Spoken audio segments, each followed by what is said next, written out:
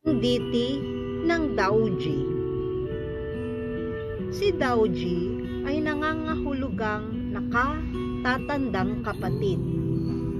Ang deity na tinatawag na Daoji ay si Panginoong Balaram, ang nakatatandang kapatid ni Krishna. Si Daoji ay higit sa 6 na talampakan ng taas. May malalaking mata at kulay itim. Ang kanyang kanang kamay ay nakataas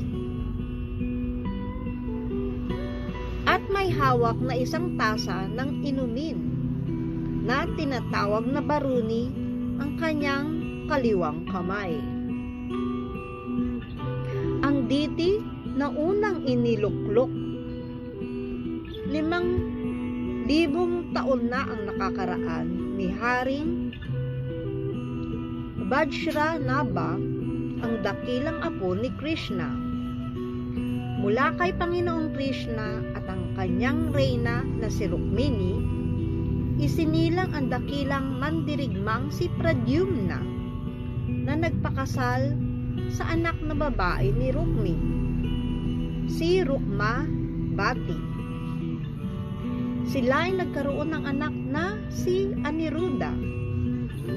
Si Aniruddha ay nagpakasal sa anak na babae ng anak ni Rukmi, si Ratchana, at mula sa kanya isinilang si Vajranabha na isa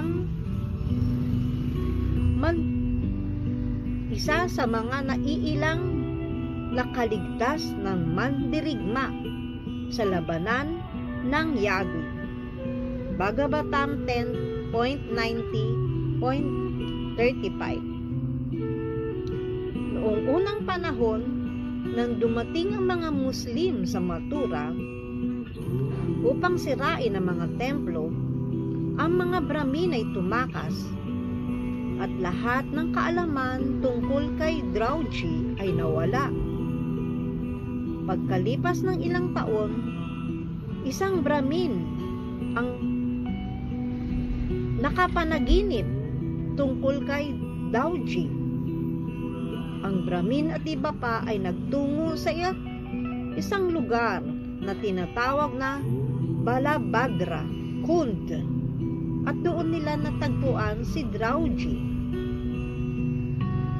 Sinubukan nilang isakay siya sa isang karwahe upang dalhin sa ibang lugar. Ngunit ang Daoji ay napakabigat,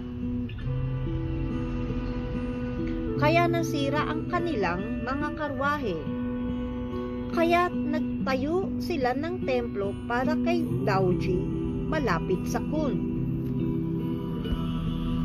Ang kasalukuyang templo ni Daoji ay itinayo 200 taon na ang nakakaraan ni Shama Das mula sa Delhi. Maraming tao ang dumadalaw upang makita si Daoji, at siya ay minamahal ng lahat ng mga taga-nayon.